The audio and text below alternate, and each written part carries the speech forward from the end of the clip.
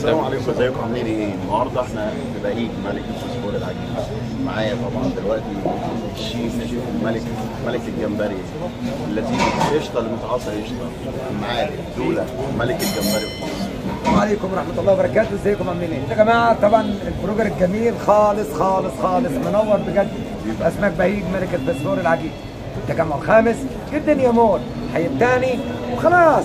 يلا بينا نشوف فريش بهيج، يلا بينا. يا سمك حبيبي، عندي طبعا جميع انواع الفوسفور، استاكوزا، بلح بحر، بطروخ، بيض السبيط بيتقال عليه لا مؤاخذه بورسعيد. ومعايا جميع انواع السمك البحر الاحمر، معايا دينيس وعروس، ومعايا اللوت، معايا كل حاجه حلوه خالص خالص خالص. ده بفضل ربنا وانتوا السبب في نجاح بهيج. شكرا بكل حب ليكم، شكرا للبروجر الجميل خالص خالص خالص. ما ننساش نعرض النضاره وندي الكادر اللي فيه للاشاره. طلبنا اكل حلو قوي ان شاء الله، نخش نجربه دلوقتي ونشوف اذا كان هيبقى اكله هو حلو ولا اي كلام. يلا بينا. Tell me if it's bumping, all I ever really feel is nothing. Little miss sunshine, wish you call me. بسم الله الرحمن الرحيم. كده اول ما بتطلب الاوردر بتاعك بينزل لك على عدد الناس اللي قاعدين كل واحد كوبايه شوربه سي فود محبرشه ومحمشه ومليانه من بهاريز السمك كله. طعمها تحفه جدا يا جماعه. وبتختار السلطات بتاعتك من المنيو، واول حاجه طبعا بتنزل لك. بعد كده احنا طلبنا شوربه السي فود المخليه، كان جاي لنا دي حله مش طبق يا جماعه، ده حله سي فود مليانه من خيرات ربنا وخيرات البحر. صبيت على جندوفلي، على بلح، على سمك، على حته كابوريا، على استاكوزا، على جمبري، كل حاجه فيها ودسمه جدا وطعمها جميل جدا جدا جدا. طبعا انا من عشاق السمك البوري الزيت والليمون، فما كانش ينفع ان انا ابقى عند بهيج ملك الفوسفور العجيب ومطلبش سمكه بوري زيت وليمون. وطبعا الطبق الشهير اللي عنده روميو وجولييت جم معايا البيت، طبق عالمي عالمي عالمي يا جماعه. وكنا طالبين سمك بولتي مقلي، بس ده ما كانش ليا، ده كان للوحوش اللي جايين معايا. وده طبق رز بالجمبري. سندوتشات الجمبري عنده بقى قصة وحكاية يا جماعة. نبتدي بقى بأول حاجة كده بصينية روميو وجولييت جم معايا البيت. ده عبارة عن صينية مليانة رز صيادية ومتغرق عليه على الوش جبنة موتزاريلا، وعليه كمية جمبري ومتحوطة بكمية بلح بحر كتير. في كل معلقة بتاكلها حرفيا هتلاقي واحدة جمبري طلعت معاك. ودي المكرونه المبكبكه من الجمبري المبكبك، حاجه كده اختراع عالمي عالمي عالمي يا جماعه. السمكه البوري الزيت والليمون دي انت هتاكلها حاف. انا كان قدامنا العيش وكان في دماغي ان انا اكل بالعيش، بس طبعا من حلاوه السمكه ومن طراوه السمكه وان هي طازه جدا انا ما اكلتش حاجه بالعيش، انا اكلتها حاف بجلدها زي ما هي كده كلها. لو لسه ما عملتش لايك واشتراك للقناه انت مستني ايه حضرتك؟ اتفضل انزل اعمل اشتراك. بصوا عامله ازاي، زبده متعاصه، زبده فعلا، حته سمكه تاكلها وانت متكيف، طعمها جامد. زبده فعلا. الزيت والليمون تتبيله خفيفه لذيذه كده سيمبل، مخليه طعم السمكه باين وطعم اللحمه بتاعها باين. بصوا بقى يا جماعه روميو وجولييت، عايز اقول لكم ان انتوا طول ما انتوا قاعدين كل شويه تروح تاكل معلقه واحده رز بجمبري بالموتزاريلا، واحده رز بالجمبري بالموتزاريلا، كل شويه تعدي عليها تاخد لك واحده. بص واحده زي دي طالعه ب3 جمبريات ومعلقه صغيره، في كل معلقه رز هترفعها هتطلع معاك واحده جمبري على الاقل. ابص معلقه رز ومعاها واحده جمبري، لازم تلاقي الجمبري طالع معاك مع الرز، طعمه جميل جميل جميل. انا كنت اول مره اجربه الصراحه، وده اختراع فعلا من بهيج ملك الفوسفور العجيب. نيجي بقى للمبكبكه،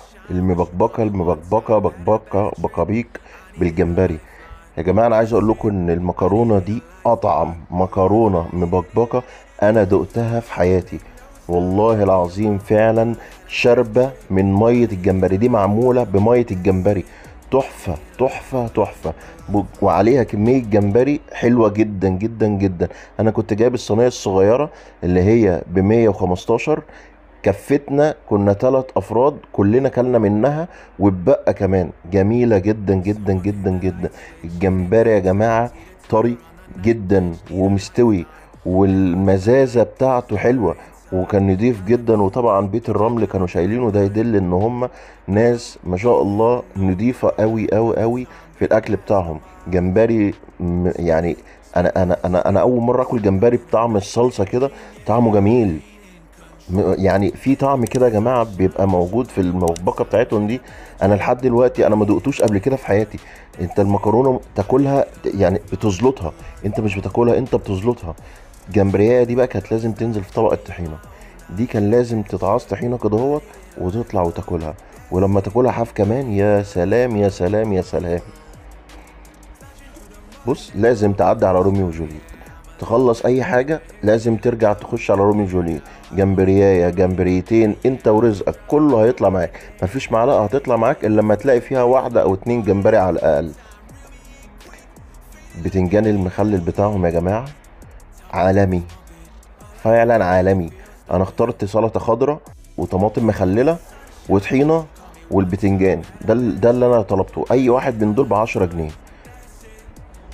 بص بقى البلح البحر يا بلمبح، بلح البحر ده انا كان اول مره في حياتي ادوقه.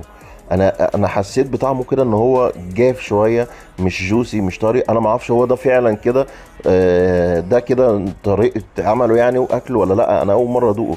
فانتوا لو كلتوه قبل كده وهو فعلا بيبقى جاف شويه كده اهوت قولوا لي، لان انا الصراحه ما اعرفش. عملتوا لايك للفيديو ولا لسه يا جماعه؟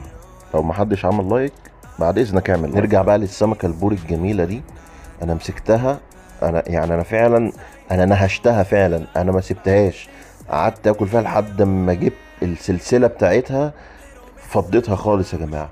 جميله جميله جدا. انا من اطعم السمكات البوري اللي كلتها في حياتي كزيت وليمون. انا ياما اكلت زيت وليمون سمك بوري وماكريل وفولتي، بس السمك البوري في الزيت والليمون كان لازم اجربه من عنده، وفعلا يستحق التجربه. ده كان عامل الكيلو ساعتها 260 جنيه، ودي كانت سمكه نص كيلو كانت عامله 130 جنيه. وطبعا انت بيحسب لك على حسب سعر اليوم. والسمك البولت ده كان كيلو، السمكه كانت نص كيلو، كان الكيلو عامل 150 جنيه. دي كانت فعلا هبرايه مليئه بالهبر وزلطايه مليئه بالزلط. زبده زبده يا جماعه. قشطه متعاصه قشطه. وهنا اشرف اخويا كان بياكلني الجمبري. جمبري اللي يخلي العجوز مفتري. ربنا يخلي اشرف. زبده متعاصه زبده. البوري دي تحفه، لحمه طري. بص زبده. احنا فعلا كنا قاعدين متكيفين من الاكل، كيفنا جامد قوي قوي قوي قوي. تعالى بقى لشوربه السي فود الجميله دي. جميله يا جماعه، طعمها حلو قوي قوي قوي قوي، متبله معموله بالوايت صوص كده جميله. وكانت كل معلقه تطلعها تطلع من خيرات ربنا ومن خيرات البحر فيها. تطلع جمبري، تطلع اي حاجه. جمبري جمبري. انت تمسكها فعلا تعملها معامله الملوخيه، تشربها شرب كده. دي فعلا من اجمل اكلات السمك اللي ممكن تاكلوها في حياتكم. كل واحد اكيل سمك انصحك فعلا تروح لبهيج ملك الفسفور العجيب. جميله جميله. الرز ده عالمي. روميو وجولييت دي عالميه. اللي بياكل السمك البوري وبيحبه يطلبها زيت وليمون فقط لا غير، سيبك من اي كلام تاني. الطاجن ده بقى معلش نزل متاخر، هو على القشطه. ده طاجن ميكس سي فود. اوه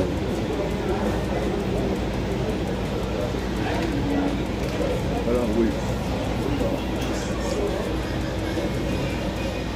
كانت مسكين عالمي. جامد قوي قوي قوي. دوق. جامد ورب الكعبه جامد.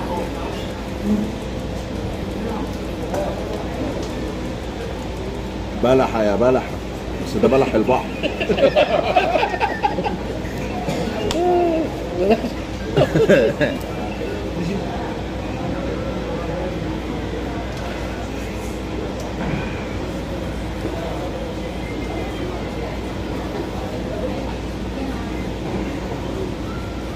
شوية صبيط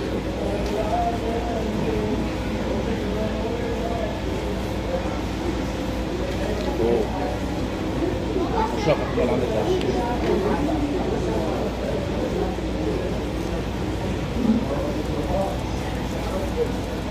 الوايت صوص تحفة تحفة تحفة.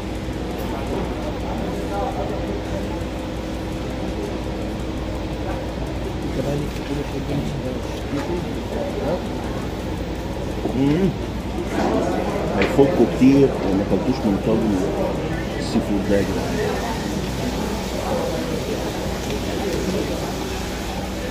شايفين العرق عامل ازاي؟ بنموت سخونية بتفور. اللي هيجي قدامي دلوقتي هنيئا لك. وفي نهاية الفيديو اتمنى يا رب يكون الفيديو عجبكم. متنسوش تعملوا لايك للفيديو لو عجبكم، تشتركوا في القناة وتفعلوا زر الجرس عشان الفيديوهات اللي جاية الجميلة ان شاء الله. ما تنسوش نعيد ملك الفسفور العجيب فعلا. قشطة متعاشة قشطة زبادي، ما تنسوش تيجوا تجربوه، سعره هادي وطعمه يا زبادي يا زبادي. سلام.